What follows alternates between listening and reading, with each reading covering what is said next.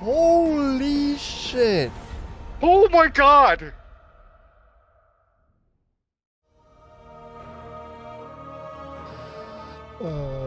That reminds me of the terrestrial bullshit we used to do. Yep. Here we go, here we go. Welcome, Guardians. This year, we're celebrating our journey with you, whether you joined us 30 years ago or if it just started today. This game is in our blood. The Destiny team. Thank you for reminding me I'm old. Right? Folks who came here because Destiny was their favorite hobby. Folks who log out from work in the evening and log in to play with their clan. The team we have today is committed to relentlessly upgrading this game that we all love. We aren't happy with just another mission. Instead, we want to push the limit of quality you can expect in an action MMO with uniquely Destiny experiences like Expunge and Presage. We are committed to delivering the best mission content that you can play in any game with a friend and having the best feeling action game, period. And this shows through in the passion that we see for Destiny 2. Since we declared independence 2 years ago, the Destiny community has grown by over 20 million new players. And it continues I love to how grow they love faster exemplifying than we that ever part could of have it. predicted. We're grateful to be a part of this 20 amazing million growing players, community that's that you actually all have big. created. You represent Yeah. Destiny. You help make it better every year, and you are so welcoming and supportive of every new Guardian that sets foot in the tower. And only a handful of us are going to be up here today. Most of them are in their homes, at their desks, working hard to bring the next part of Destiny to life. It's a huge honor representing such an incredible team and introducing the next chapter of Destiny 2. So, without further ado, this is the Witch Queen. Let's go.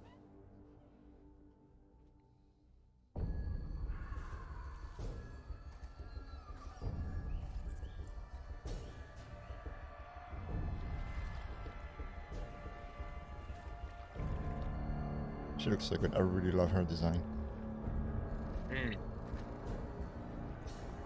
Truth is a funny thing. Does it live in the world or in the mind?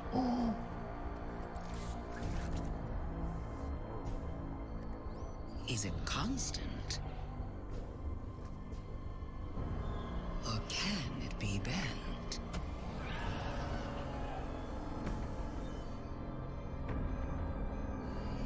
Who decides what is true in this universe of light and dark? There is no greater power. Tell me, little lights. What is your truth now?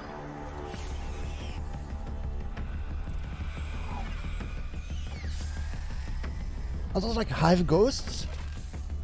Holy shit, I think it is. They are! They're resurrecting them! Holy shit!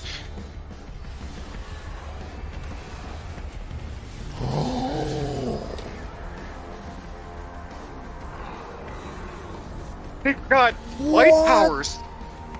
Oh my god! Holy shit! Oh my god, James. Stop Wow. being serious. I think she's the most dangerous villain we faced yet. 7 years we've been building She up to looks this moment, so and she's freaking finally good. stepping into the spotlight Wow. and showing us who she really is. What we know about light and darkness is proving to be way more complex than what we previously thought.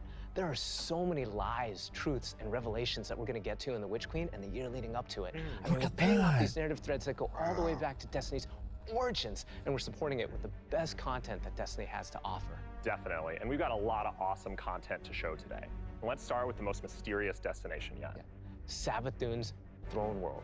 This is an uncharted wonderland of secrets and lies. It's this place that she's created in her own image, this surreal and majestic light-blessed world. She has this castle that she rules from. It overlooks this dark, swampy underbelly with this lone pyramid ship out there. It's the future world course, she pyramid wanted to ship. create, built atop Yep. the darkness that she left behind. And throne worlds, they're a deep part of Destiny lore.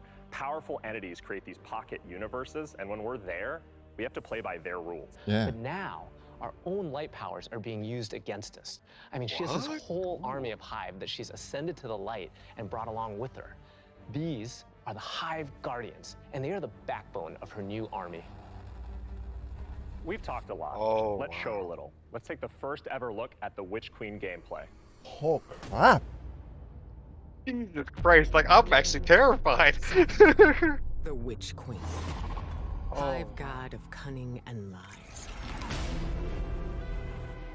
After the death of her brother Oryx, Savathun went into hiding. Not out of fear, of course, but out of strategy.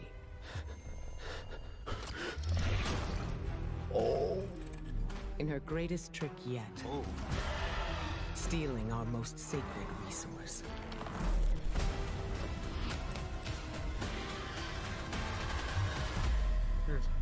The one thing we thought she could never touch. The light.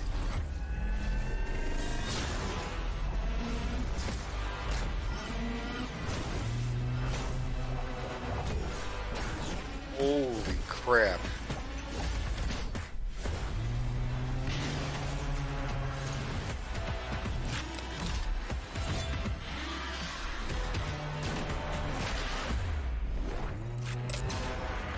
What was that? Whoa! What the hell is this? It's like a spear of some kind. Holy shit!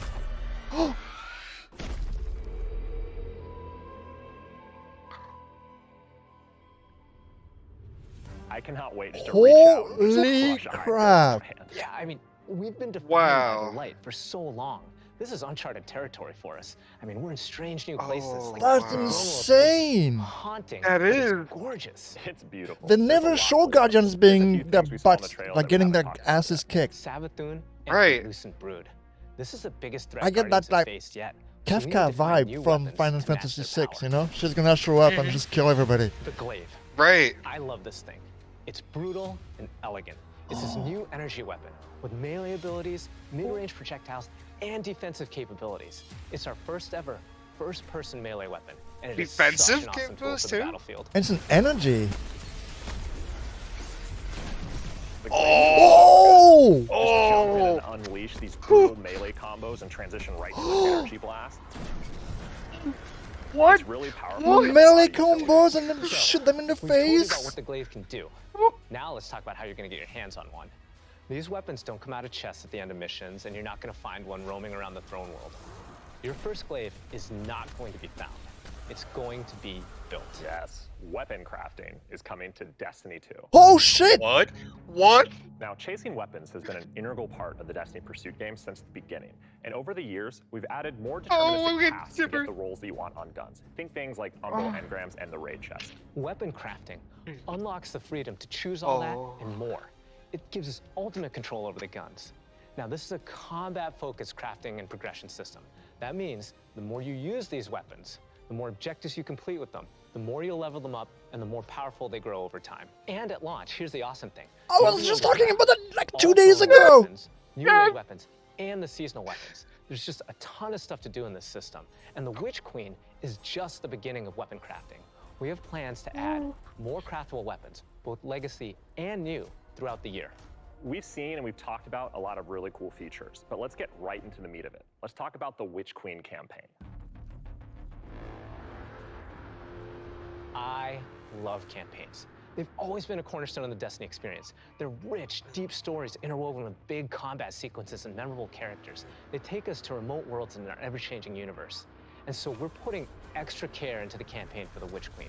We want you to feel those goosebumps when you step onto the throne world for the first time and come face to face with Hive Guardians. Oh, look at that. And every one of the missions Whoa. has its own That unique thing just fantasy. one-shot Does it him. feel like taking on the castle or just go straight Oh into the my depths God. of hell? If you like games with standalone campaigns like Doom, Titanfall 2, God of War, and Halo, then the Witch Queen is for you. So, in addition to our classic normal mode, Legendary is our tougher, aspirational version of the campaign, where the enemies hit harder and respawning is heavily restricted. So every battle is a gut punch, Every boss is a worthy adversary. It's gonna hurt. You might tap out, but if you persist and you get to the end, your time will be well rewarded. Whether you want to play solo or with a fire team, the difficulty will scale based on how many people you bring. Before we go, one last trip down memory lane. I remember camping out the Predator for Destiny 1 because I just had to have the Ghost. To me, it was like the symbol of destiny. And if you care about that stuff like me, you're going to want to get your hands on the Collector's Edition because you're going to get a Hive Buddy to go up on the shelf with it. Right there, Hive Buddy, right there. Behind me. With that? What? Oh. Oh, wow. It has LEDs. Oh shit! I want. Okay. That looks nice. Wow, I that's need so that. That cool. looks- I'm that looks so really excited nice. for this one. And that's not even everything that's in there, too. I know. Those are the hero items, and they're, I think, one of the best ones that we've ever done. Collector's editions have always been like this really perfect jumping point to enter the worlds that we build. And actually showing how they shot it. lifting in-world objects and putting them in players' hands is it's just a good feeling. We don't just put random items. Everything in there means something, and it helps push the narrative. And there might be some puzzles to unlock in there as well. There's something else in the back there, on the right. Yeah, I can't really tell what it is, but yeah, I see it. So at this point, you can see Savathun has been one of our greatest threats, operating behind the scenes for years. You may have heard of her brother, the Taken King, but Savathun is the most dangerous being we've ever faced. She's cunning, elusive, she works in the shadows, so in a way, Savathun is new to all of us. Exactly, and now it's time to finally see this legend reveal herself and change the Destiny universe forever. But when we talk about the overarching story of Destiny, we don't just mean the plot lines or characters that feature release to release. Narrative is a guiding force in Destiny, and we're calling on its rich history of world building, bringing that to the forefront and growing it in a bold new direction. So when you join the game today, you'll experience an immediate call to action alongside millions of your fellow Guardians. During this past year, we watched the results of your actions play out across Destiny's seasonal releases. You've redeemed old foes, brought former enemies to the bargaining table, learned that there's always more than one side to every story, and built alliances no one ever thought possible. And on the largest scale, you'll experience a vast, living, interconnected world of stories that's striving to a greater end. We need you, Guardian. You'll experience this alongside a massive community of Guardians, release after release, together. This is our universe's cosmic purpose. This 10-year journey we've been on since Destiny 1, it's drawing to its dramatic conclusion. The Light and Darkness saga will end. But make no mistake, Destiny 2 will not. We're building not so much to an ending, but more to this transformative moment for Destiny 2's future. Last year, we announced the Witch Queen and the following expansion, Lightfall. And now we're excited to announce the release after Lightfall, the final chapter in the Light and Darkness saga. What? Destiny 2, the final shape. It's going to be one wild, continuous ride. Yes, and that ride starts with Season of the Lost. Not only is it the prologue to the Witch Queen, it's your first opportunity to interact with Savathun. But rather than spoil it for you, why don't we take a look? If we are to survive the coming storm, the tower and the dreaming city must stand united. We are surrounded. A ring of spears pointing inward from the edges of our system. Crow is back. The Witch Queen is no less dangerous now than she has ever been. We must uncover whatever secrets she knows with the time that we have. Here goes Marathic.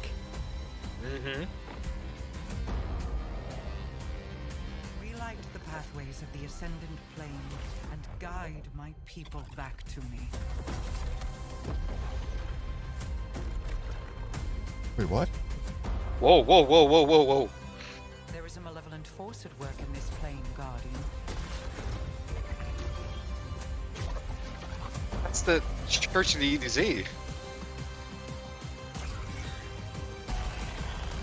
Oh, new choice rifle. Your knack for violence is needed.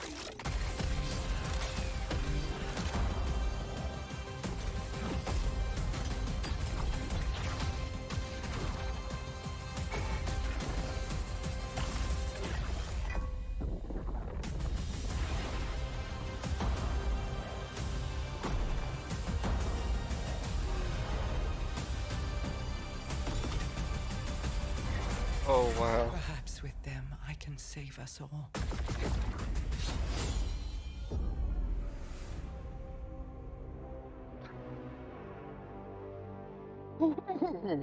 Holy cow, that's gonna be a long season. Seasons of That is a Dawn very bring long massive season. transformations since Shadowkeep. Oh. We're dedicated I to hope they have creating enough stuff to evolving, keep us interconnected entertained for world like 6 that months. puts But your guardian at the holy center of the shit, action. though! We're reaching the end of one Right. journey Oh and the my beginning God. of another. The days of Destiny's biggest story moments happening in lore pages is long gone. I mean, Mara's return has been hinted Thank you at for that. forever, and now it's happening in a season.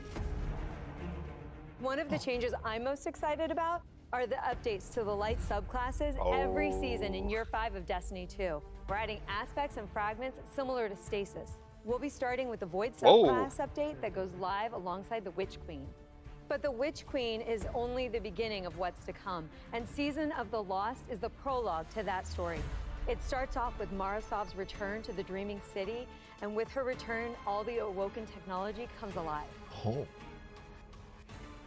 But the Hive God of War, Zero Wrath, has reemerged and has Guardians and Mara in her sights. Guardians must forge a path through the Ascendant Plane to save Mara's lost coven of witches before Zero Wrath can reach them. And to aid you in this task, you'll have the Wayfinder's Compass. The time is at hand. The beacons This is shine an bright artifact, and probably. the lines are set in place. Probably, yeah. It's an ancient Awoken artifact that gives the wielder the power to uncover pathways, secrets, and treasures within the Ascendant Plane. There's a plethora of new weapons coming, including a suite of legendary stasis guns that will stop your enemies cold. Okay. Yeah, That's The cool. armor makes you feel like you're a member of Queen Mara's court. And no season is complete without new exotics, and Season of Lost features one once intended for Aldrin. Oh. Okay, Stasis Strikes Rifle, let's go. Let's take a moment to talk about Trials. So Trials of Osiris is the endgame aspirational PvP activity and more popular than ever. Two of the biggest asks from our community have been adding anti-cheat and adding matchmaking. In Season of the Lost, we're doing both. We've Oh, partnered with matchmaking? Battle.eye to soft launch Yes, anti-cheat software yes. when Trials goes live on September 10th. Also, you'll be able to matchmake with groups of players to form fire teams or solo queue by yourself. And we've remixed how rewards are distributed to give all players the opportunity to earn some of the best weapons and coolest armor in the game. That's right. We're shifting away from winning matches as a primary way to earn loot, and instead, winning individual rounds and completing matches will allow you to earn some rewards. But going flawless hasn't changed. So if you want to flex those PvP skills, the flawless chest will still be the only place to earn adept trials weapons and unique cosmetics. I like that. All right, so the next chapter Make it in more Destiny accessible begins for right the after stream casuals, with but Season of keep the that Lost. hardcore Return level the to Dreaming it. City with Marasov Right. and learn the mystic art of wayfinding. I'm so excited crossplay is going live today. And today is your first opportunity to jump into Destiny with friends on any platform. Crossplay from goes all over live the world, today. playing If you can log in, that is. Right. I'll see you tonight. 30th anniversary event. What? 30 years already? Goddamn. Yeah. You're right, we're freaking old. Yeah, I'm older than Bungie.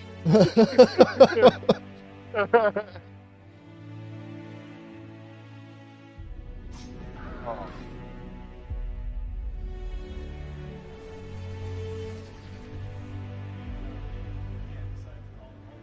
Look at the computers that we're using. Oh god. And the funny thing is that Bungie is like literally 2 hours away from me. It's my first vlog.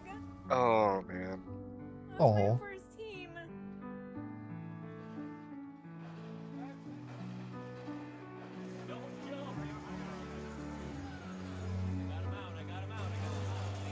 Oh man.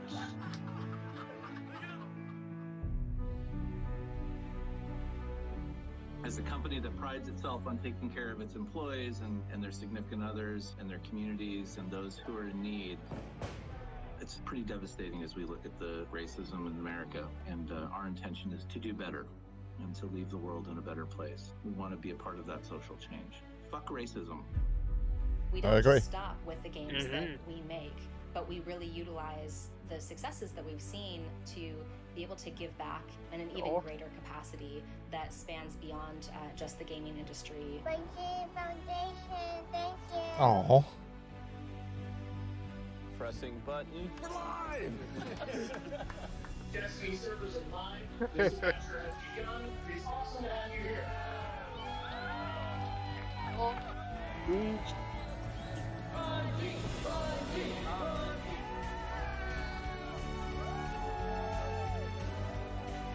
This game is going to single-handedly destroy my social life, and I can't wait. Destroy my social life.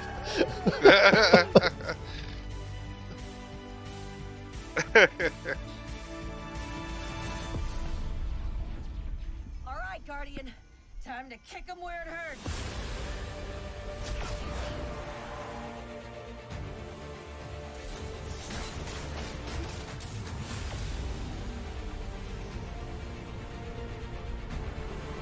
Oh, man. Oh, you okay there? Yeah, I'm alright.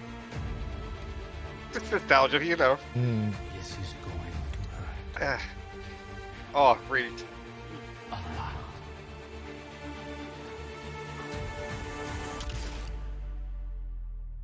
That was such a cool moment. Whoa. That was a cool contrast. California. Oh man. This is great. Anyone want a hug?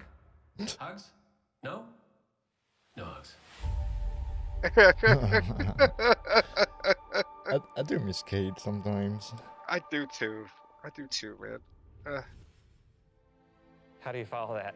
Wow, 30 years. And I remember when Halo first launched, and my friends and I completed the entire campaign in a single epic play session. And as the credits rolled, I knew that Bungie had transformed console gaming forever, and that I would be a lifelong fan.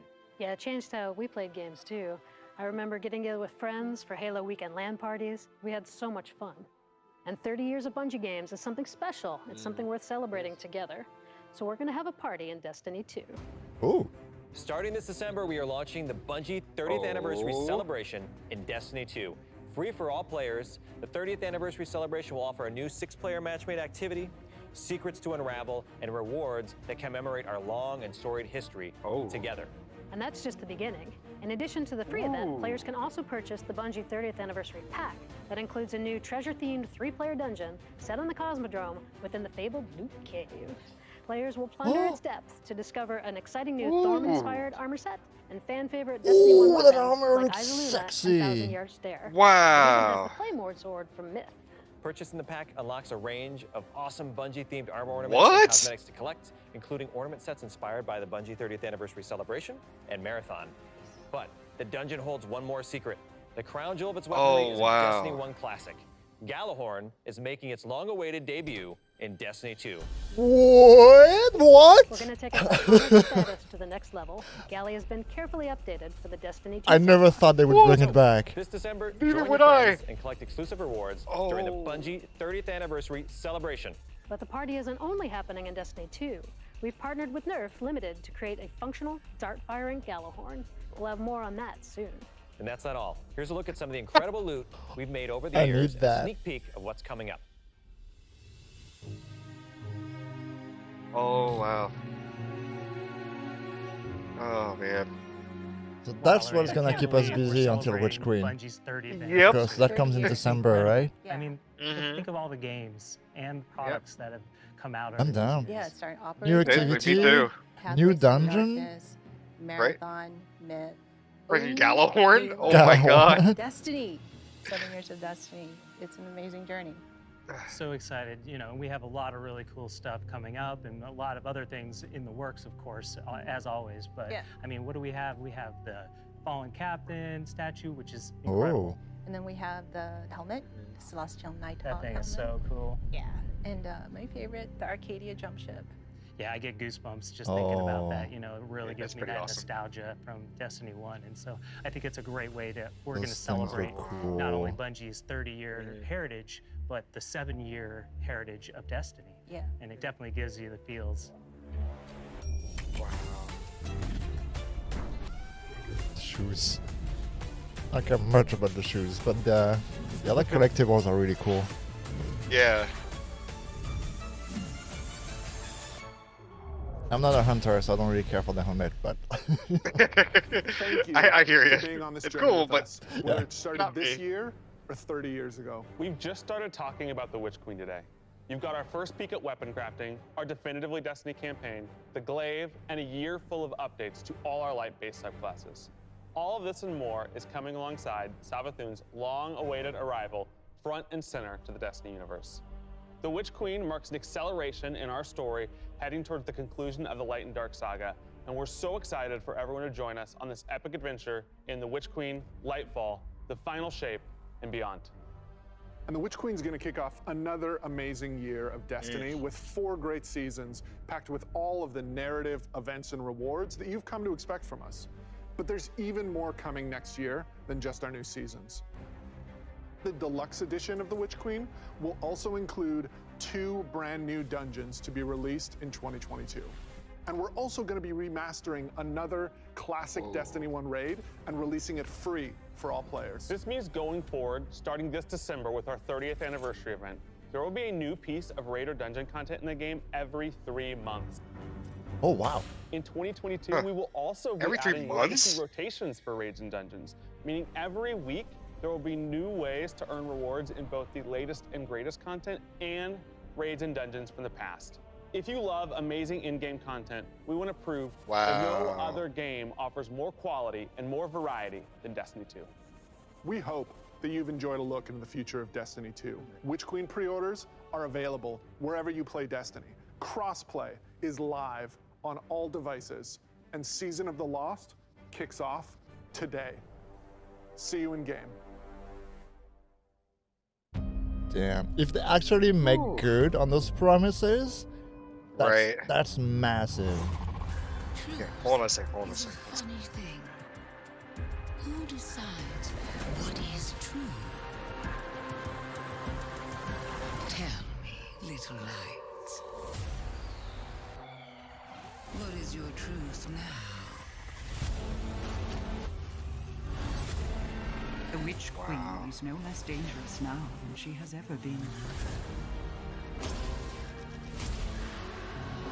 That's a mix of Witch Queen and Season of the Lost. Prepare for what is inevitably to come. That weapon, dude! I know, right? Oh my god. And the way you have to kill those guys, you have to kill their ghosts. Mm-hmm.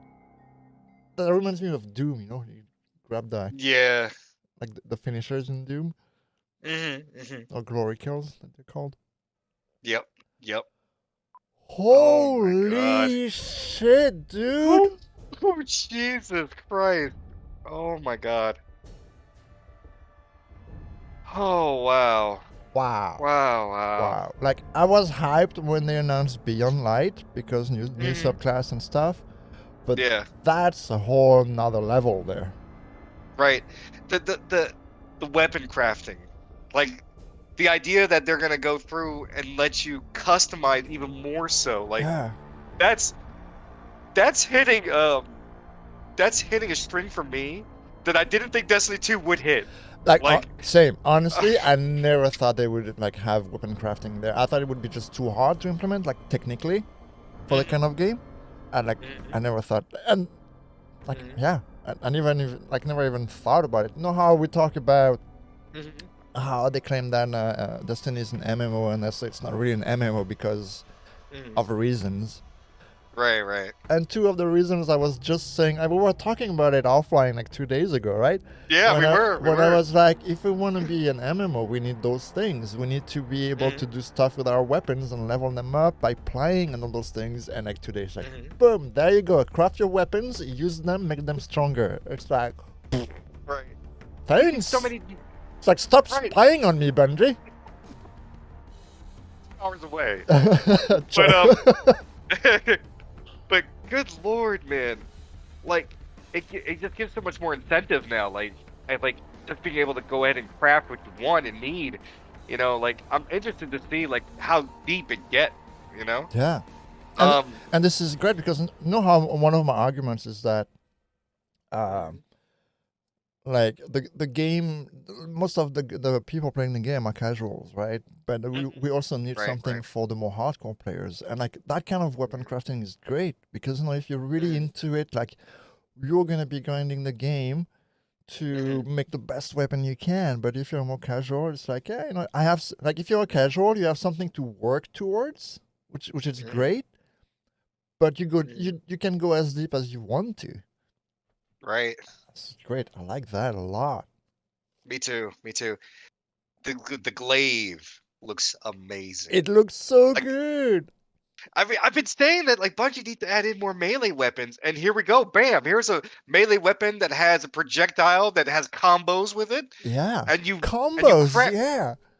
Right. I'm like, oh my god. Like okay. Like normally I'm a sword guy, but after that, I'll carry a goddamn glaive with me no matter what. Yeah. No kidding. Oh my god. I like too the fact that since the season's gonna go long, and it's just ironic that it's the 30th anniversary that they're doing the anniversary like edition with it as well. So it gives you this whole extra event on top of it. That's gonna bring in a ton of content with it, stuff that's kind of inspired by some of their previous stuff, like Right. that myth sword. Like, oh, that looks sexy. Mm. And then freaking Galahorn, man, like Galahorn, Like I would never have expecting them to bring that thing back because neither would I. Because in Neither would I. D1 it was just so freaking broken, right? It was it's what today's like anarchy, divinity, and And what's it, ice. was it, and Xenophage and stuff like that. There, it was a mainstay. Right. It was really a mainstay, and it was the DPS weapon to go to because, and I think it left that kind of impression because like back with the Atheon fight with Vogue when Vogue first came out, it's what you use just to obliterate the hell out of them or push them off the cliff. Right. Because of those because I think they're called wolf rounds is what it was, but the additional like rockets that fire off the main rocket that splash off and then target it, because you got the scatter shot down like where basically if it blows up and you have that perk on and it just creates the little bombs that blow up around it, but that tracks whatever you hit. Like when you hit the main rocket onto it, those things blow up, like come out and it's track right onto it here for additional damage. Wow. It's a good ass freaking rocket launcher, and the fact that they're bringing it back is amazing. My only they're putting it in a dungeon too. Like I would expect that kind of weapon to be in a raid or something. I would imagine so as well, but like I don't know. I guess everybody's like, "Hey, or for everybody, if you finish the dungeon." Don't get me wrong. I'm not complaining that it's in dungeon because I do dungeons more often than I do raids, but. And they're easier to set up because you just need to get 3 people together instead of 6. But I wonder what the way to get it is gonna be. Like, is it gonna be a random drop at the end, like do for raids? Is it gonna be a quest? Right. It sounds like there's some sort of build up or something, like what it said. Like basically, like getting to that point is what it sounds like. Right. So, which is kind of in tie with their whole general game scheme or so. Basically, the build up to climb the mountain to get to the reward. Right. So I imagine it's probably going to be something similar to that. This is what kind of my thought is at the moment.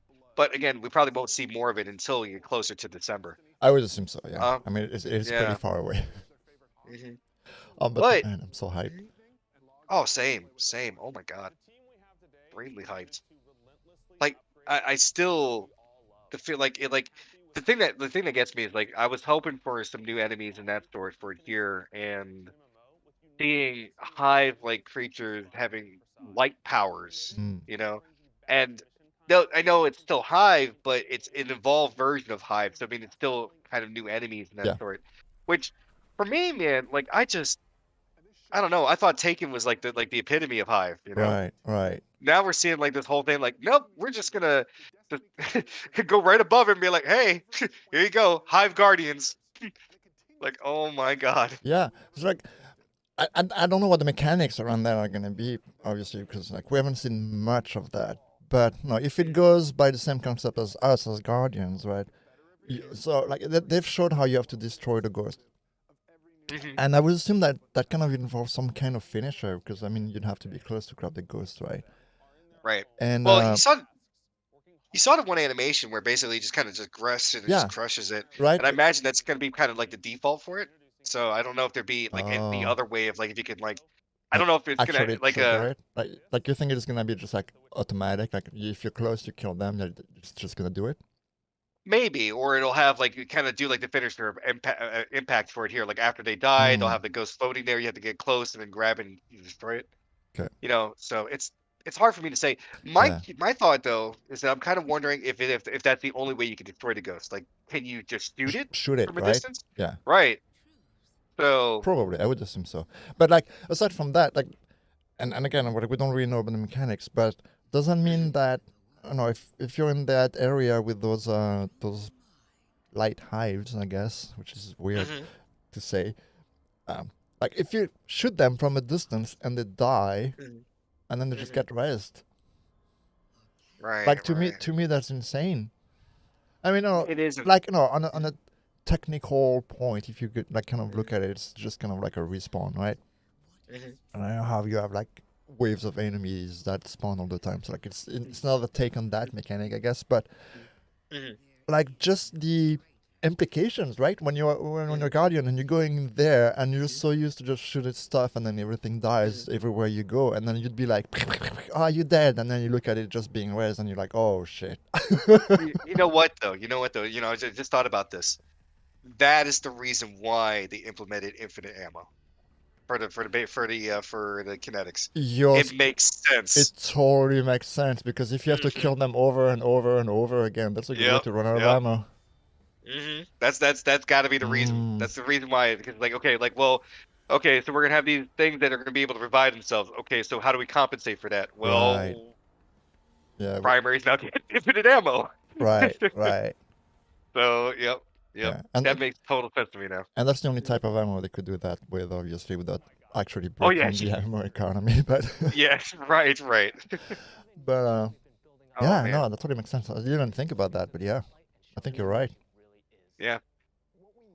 The another thing I'd like want to touch on, because they only briefly just kind of touched on it, and I'm just kind of curious now, and it's maybe just so far out that we don't really have any idea, but they revealed the next expansion after Lightfall with the final shape. Final shape. Are the Traveler and the Pyramid gonna merge and have a baby? Oh, Traveler babies! That's gonna be the new trend. So cute. Little pyramids with like it's gonna be like, you know what it's gonna be, right? It's gonna be like one like tiny like one big like ghost, like which is regular shell, and it'd be like the shell piece will be the pyramid, the center piece will be the Traveler. You know, it'll be like that. Like, oh, I see. Okay, so it's just a big ghost. Okay, there we go. Just a big ghost. But yeah, I'm curious. Oh, so like, God. I'm thinking, like the final shape. Obviously, it's just pure speculation, maybe wishful thinking, but so like we know the Traveler is some kind of machine, right? Because for most of D2 it was broken, so we could kind of see the inside. So maybe for the final shape, something will happen, and it will actually open up, and we'll actually see the true form of the Traveler.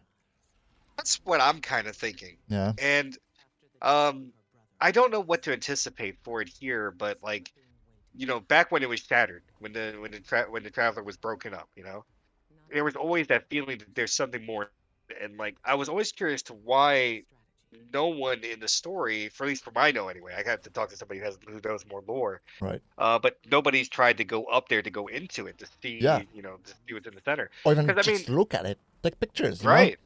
Right. I would imagine for like, you know, somebody should have done that. Or would have done that, you know. So I don't know. It's something I'm gonna have to look into the lore and maybe see if I can find some more information about it. Like if anybody actually tried to go inside of it. But I am kind of curious about like what this all implements and what's this is gonna do. My initial thought is that this might end up becoming like some sort of like catalyst for either like another golden age where they start to expand and go outside the solar system and explore more space of that sort. Which is kind of what I'm thinking they're gonna do. Because I mean, you can only do so much with what's given within the solar system, you know. Right. And I mean, there's still a lot that they could try to implement in that sort. But the fact that like especially like how they're going to implement a whole different like realm of reality versus actually just revisiting a planet or opening up a space and so forth here, that's already existing, kind of leads me to believe that we're probably going to be moving more towards that direction, like leaving the solar system, exploring further, seeing more of the, the universe and that sort, which I'm completely fine with. I think that's kind of the direction Destiny should go, honestly. Right. Um, Yeah, you know, ca- I agree with that, with you on that. It's like there's only so much you can do in the solar system. I mean, we've pretty much been to every planet we can actually land on at this point. Even freaking Mercury, which is like literally sitting next to the sun, not supposed to be there, right? Right. So it's like, yeah, I agree with you. And like the only other alternative we have right now is something like the Dreaming City and the Reef, right? Which are Right. technically in the system, but not really, kind of thing. Like there's that weird loophole. Yep. And then we have the Ascendant Realms, which is basically another dimension, right? And you're right. And I think like the only way they can kind of go forward now, aside from giving us new locations on already existing planets, and we know the planets that have been vaulted will come back eventually, right? We know that. But yeah, no, I agree. I think that the way forward is to just go somewhere new, right? Let's just go to Andromeda. Yeah. And follow Mass Effect over there. Let's go see. Let's go visit Mass Effect in Andromeda. That's all we need, just Reavers coming in and showing up out of nowhere. Like, oh great, here's the next threat. Right. But I mean, it would make sense because, like, I mean, not about Mass Effect. Like, it would make sense to go somewhere else because when you think about it, the pyramid ships, they're coming into our system from somewhere else, right? But we see them really for the first time at the end of the Red War campaign, right? When the Traveler breaks free, they show up and they turn on and they're like, oh, he's over there, let's go see them, kind of thing. So maybe at the end of the final shape, because of the final shape, maybe we'll get that kind of technology from the pyramid ships and the Traveler to be able to travel outside the solar system. That's what I'm kind of wondering. I'm really curious to see like if it's gonna go in that direction because again, like I said, to me it feels like there's a ton more out there that we're not seeing, we're not exploring yet, and that just opens the realms of possibilities. Because I mean, again, like I said, like this is going to be end of the dark versus the light, Yeah. So it's just going to be us versus something else. So what else could there be? Right. And I that's why I say like I think even though we've come across like system jumping like alien races like the Elixir and then also the Cabal, stuff like that there, and they're known for destroying planets and that sort and other systems out there. So I imagine there's got to be something comparable to what would even threaten them or something like that there. At least I would hope anyway there'd be Right. something extra out there. But we're gonna have to wait and see. We're gonna have to wait and see. And I look forward to it. I look forward to see like a conclusion to this existing story and then a new story appear after that because it just opens up so many more possibilities of like what could be coming. Um, but yeah, I just for myself personally, I kind of like the idea, like what they're trying to build up with this year's season, where we're starting to build allies with both the Elixir and the Cabal, and building some sort of kind of like universal community more or less. Right. And that's kind of what I expect to see, like as we're going in through to the Witch Queen and stuff like that. There, is that kind of more what was it? More allies that start coming together and Right. working together. It almost feels like it's like Destiny's version of the Avengers. We're just gathering everybody we can so far. Like right now, we're gathering all those superheroes, like all different races, and then towards the end of it, it's gonna be like a super huge fight against the big boss. Right, and that's kind of what I'm anticipating. I'm looking forward to it, man. It sounds all really really interesting. I'm so excited, dude. I'm actually Yeah, so me too. freaking Me too. excited. I don't think I've been like that excited about this game since like probably Shadowkeep, I think. Gotcha. Oh man. I'm stupid excited for this. This is gonna be really Oh, good. this is so I mean, good. I love the aesthetic. I'm just replaying the reveal right now in the background. I have it like almost muted. But just seeing the aesthetic of it, like the way it looks, and I don't know, man. There's just something about it. I'm like, oh, this is a so one thing is clear though, contrary to what a lot of people thought, we're not going to Old Chicago. right. A lot of people thought that we were gonna go to Old Chicago because of the swamps and stuff like that. But though that swamp area is part of Sarathun's throne world, so that's where I'm assuming that's like the lower level of her throne room, and then you just climb up as you go, right? And again, it's speculation, but I'm guessing the raid is probably gonna start in the swamps, and then you're gonna get in there, and you're probably gonna end up in a castle at some point to kill Sarathun. Right. I would assume that's what's gonna happen. Mm. Although I don't know, because do you think we would kill Sarathun right in the beginning of the expansion? Or do you think they're gonna drag it, and then we'll basically keep fighting her, but just like some of her lieutenants, like, no, we're gonna have Zero Wrath this season, probably at the end. Yeah, Zero Wrath is going to be the one that we deal with, but they did hint that we would have some communication with the Witch Queen during this season. Right, because I'm wondering if they're gonna do basically what they did for Taken King, right? Like Taken King, you have Oryx as the big bad guy, and you fight him during the campaign, but where you really kill him is during the raid. But all that was basically front-loaded in the season, right? Even though the raid didn't come out at the same time as the season, I'm pretty sure. The expansion, I think, it came later. Oh, it did. It came out like a couple weeks later. Or something okay, like that there. Right. Yeah. So I'm just wondering, are they gonna do basically the same thing? Like they launched the Witch Queen, and she's like the biggest baddie we've had basically since Oryx. I think it's fair to say at this point, right?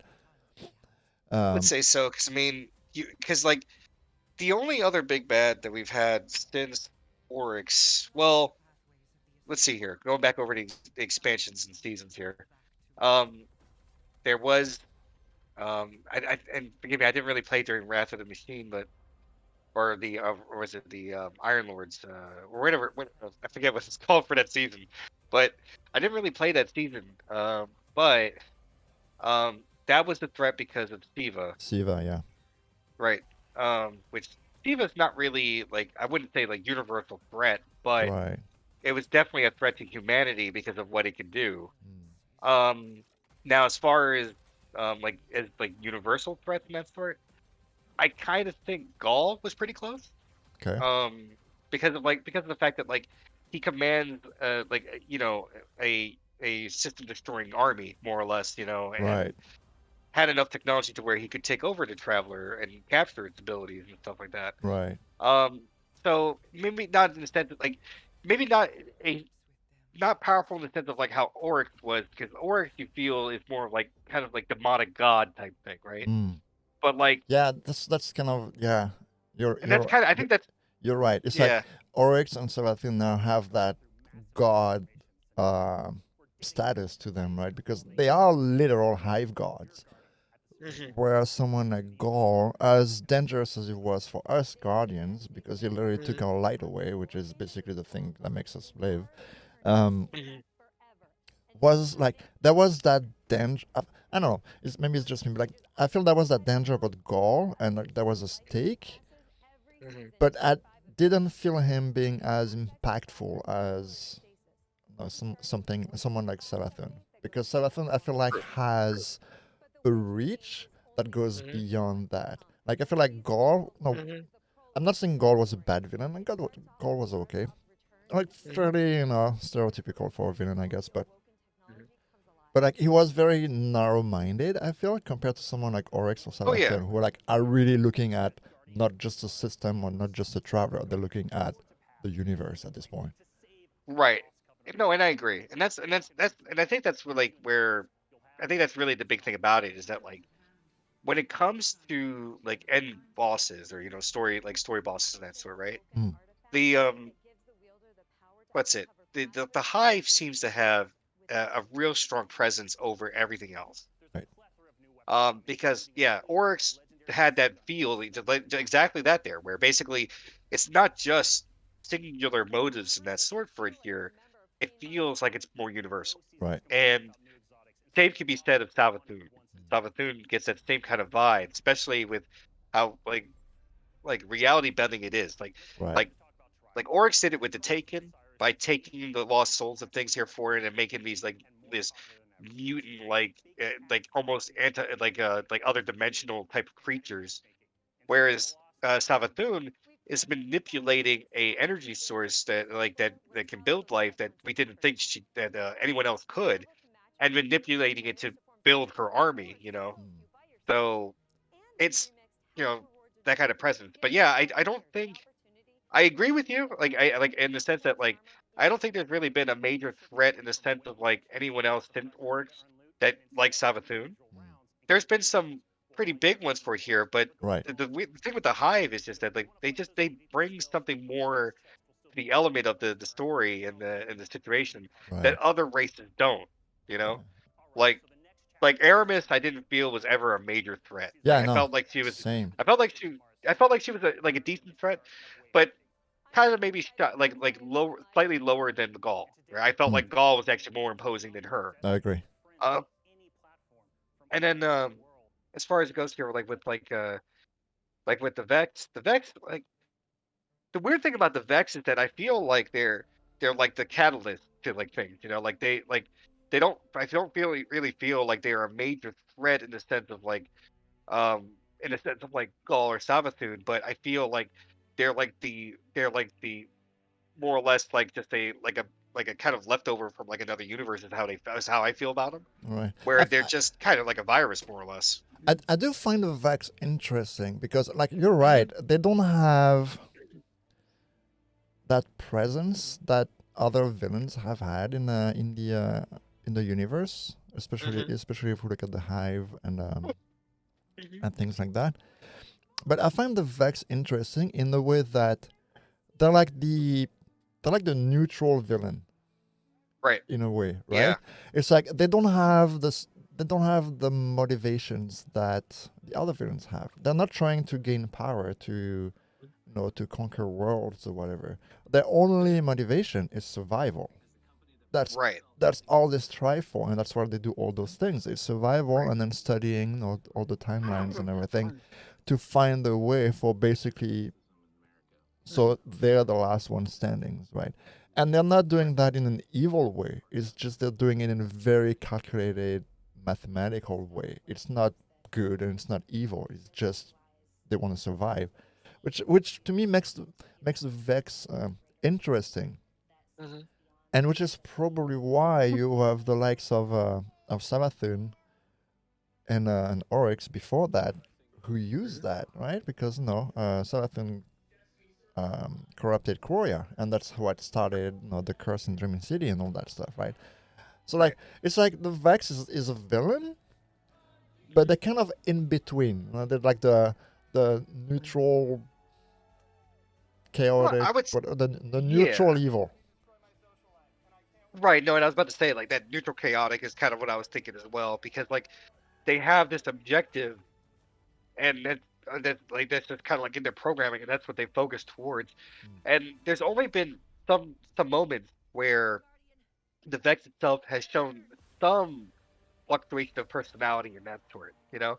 Like I remember a moment during the Taken King where the Vex that was guarding the Vault of Glass, um, where they actually stood down and let you enter it because to try and clear out some of the Taken that had started to invade the Vault of Glass. I Right. remember that was a quest in D1. Another thing could be said too, like with Quiria, like during the expunge missions where you're getting the messages from Quiria, telling you that she can see you and that that you're entering her realm and that sort. I mean, it's only been slight moments where the Vex have shown some like understanding or like some change in personality where they've shown like more presence rather than just being there and defending their objective. Right. And that makes me wonder, Mhm. thinking of that, because basically we've spent this whole expansion, Beyond Light, basically gathering allies from former enemy races, right? We've gotten the Fallen with us, we've gotten the Cabal with us, and obviously we'll never get the Hive on our side. That's never gonna happen. Right. But because they are, I guess, at this point, aside from the darkness, like the actual enemy now. But that makes me wonder: do you think we'll ever ally with the Vex? Do you think maybe the Vex will realize through one of their, looking at the timelines and stuff like that, they'll realize that the best way to survive is just to help us? The only thing that I think that may start that narrative is Ashramir. Oh, yeah. Because I mean, right now it's kind of hinted upon that harpy that we saw in the last mission was Ashramir. Yeah, I'm pretty sure it's a bit more than hinted at this point. Well, I agree. Yeah. But I think if there's going to be any narrative of the Vex joining us, it's going to be through Ashramir. Through Ashramir. Maybe he's gonna make his Yeah. own like faction in the Vex that's gonna help us. Because there are factions in the Vex, right? There's like there's the basic Vex, and then there's a Soul Divisive, and then like there are other like all the Vex don't necessarily agree within themselves, right? In some fashion, it's a bit more complex than that, but yeah. So like that would be kind of cool if Asher because we can assume that now Asher is part of the Vex network. So maybe he's gonna make his own faction and he's gonna help us. I guess we'll find out probably sometime next expansion, I guess. Maybe. It's an interesting thought, and I think that like if it's gonna go that way, then I think that's where it's gonna start. But I feel like the Vex, the Vex especially, have this mysterious background or history that we just don't really know a lot about. True. And we've only known that like it's that like for example like the stuff that we've learned this year, is that it's through Vex technology that Exos were created. Right. You know? And Which was a big that thing. kind of and it really was. So that kind of thought about like that kind of how well that integrated with the here for it. I kind of wonder if that's going to be touched on more, like about like the fact that we were able to integrate like so quickly and so easily, you know, that if there's going to be something more involved with that part of it. Um, so I don't know. I think that it just leads to more questions about like where this ties in. Like, will this tie in like with what's going on now and what's going to come up for it here, or will that be something that's held off that builds up some of the new narrative that takes place after all of this? Right. Um, You're right. You're actually completely right. I totally agree with you. It's something we might not see soon. I mean, like to be fair, we know about like 3 next expansions. So, like we're gonna have some. We know we have stuff coming for the next like 3 to 4 years, right? But you're right. I agree. It might not be something we see even next expansion, but it might be set up for what's coming after. Right. I agree. Right. And that's what I'm thinking is that like it might be something that like, it's going to build towards like the next narrative, the next direction. So yeah, but I don't know, man. There's a lot. There's a lot. There's so much. There's so much. Like, and that's the cool thing about Destiny is that they've built so much in terms of the world building that they can do so many things. And what I find interesting is that so I don't follow leaks and data mines and everything because I don't care for those because I don't want to be spoiled anything. But like, if you're going in fresh there, like every time we know something's coming, like we're all sitting here and speculating, and we're reading the lore, some of us, and we're like, okay, this is what's gonna happen. Probably this could happen, and then Bungie comes up and it's like, bam! Everything you thought happened, throw it out the window. Here's coming. Right. Exactly. Like, oh god. And I think it's so good. It really is. It really is. I mean, I don't, I look at other games that have like really good narrative and that sort for here, and they're just few and far between, honestly. Yeah. And like the fact that this has grown so much more than what it was initially for it here, it's got me super excited. I'm just I'm there for it, man. I'm there. Like I just, Same. it keeps And it keeps I pulling me love, in. yeah, same. And I love also that, you know, throughout Destiny 2, like they've learned to tell those stories like directly to us on screen, like, or like have us being part of that story. Whereas no, uh, like I guess famously or infamously in Destiny 1, the best way to get the story was just to read lore cards and go on the website to read more lore cards, right? Like to know what was going on, which a lot of people were not happy with. And that was one of the reasons why I never really was interested by Destiny 1, aside from the fact that it was on console only, and I hate shooters on console. That's beside the point. But it's like all the reviews I was reading and all those things, like people saying, "Oh yeah, like I have no idea what's going on, and the only way to understand who this person is, or like what is the background to this, is to go on a website to read a card." I thought it was kind of like, I'm not saying that the idea is bad. I do like this, that they still have kind of that, right? Now they have like weird blog posts sometimes, and there is some lore that you can read online on the website. And then you have all the lore books. I really like that aspect, but I like when this is used to expand on the story they're telling us, rather than being the story that they're telling us. If that makes sense. Yeah, it Right? does. It does. And I really appreciate the fact that like we've seen, especially this expansion, and it's kind of started like with Shadowkeep, but I feel it's even more prevalent with Beyond Light, like the way that their storytelling has just improved so much, and I love that. It really has. It really has. I will say that, like, just kind of just to give it like kind of a generalized look over it, right? I feel like the problem with Destiny 1 versus Destiny 2 is that through Destiny 1, it was kind of learning pains from them moving away from the kind of the build that they had like back with Halo and stuff like that there, where it was like you have this really, really great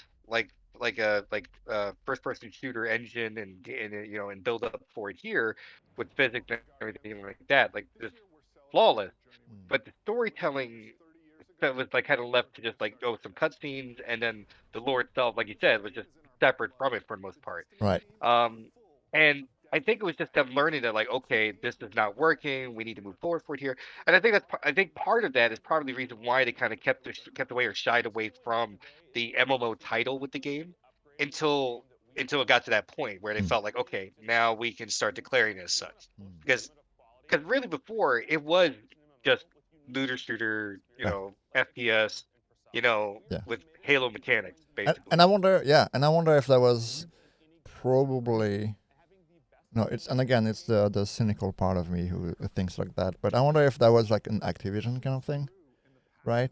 Wonder that too, yeah. But because like I mean, like Bungie as a company, and like, you know, it's been shown they've talked about it there. Like they've always had those grand ideas and visions and stuff, and we've seen like how, like what they did with Halo in terms of story and everything. So like we already knew that they, like when they came with Destiny, that they were able to make such big stories and all.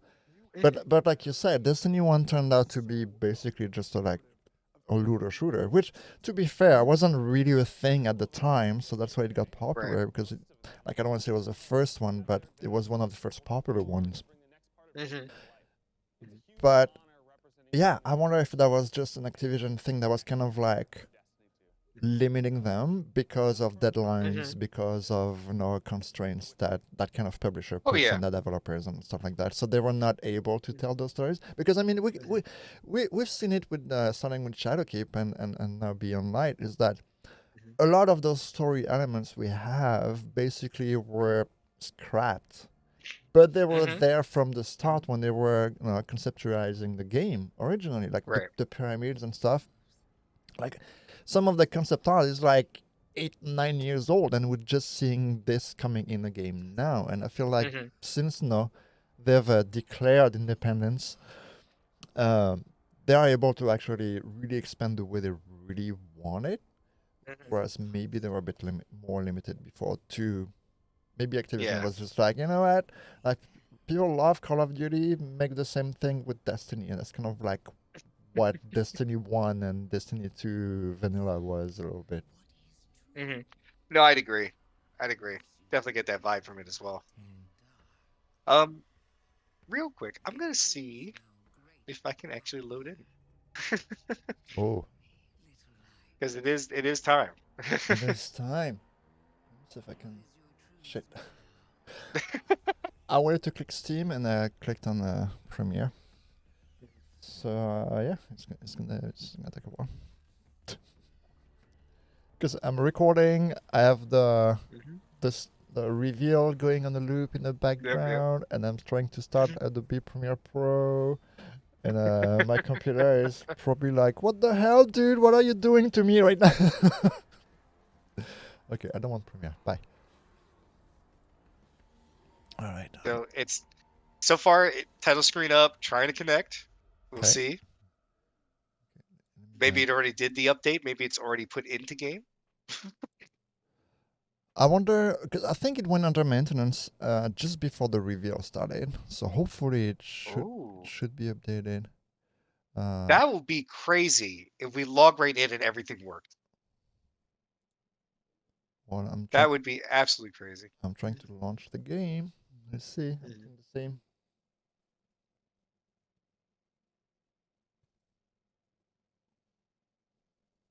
Trying to sign in.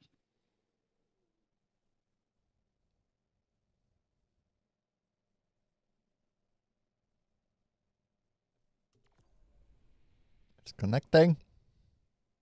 Yep. Did try to connect. Signing in.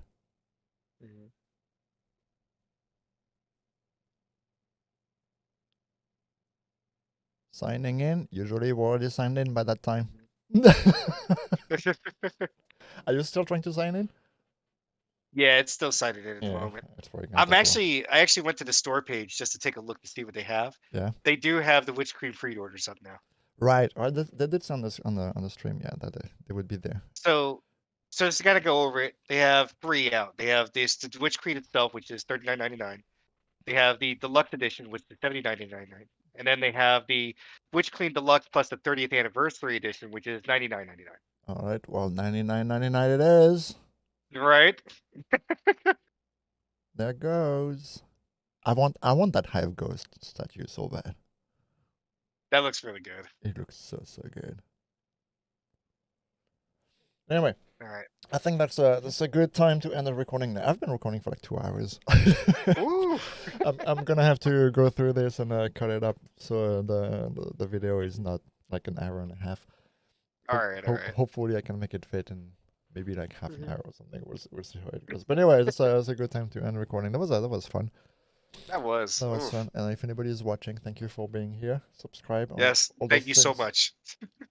all those things you do on YouTube. It's very informal, but if you do like that kind of format of having me and Ken together, kind of like rambling about random shit, just let us know and we can do some more. Okay, bye bye. Bye bye.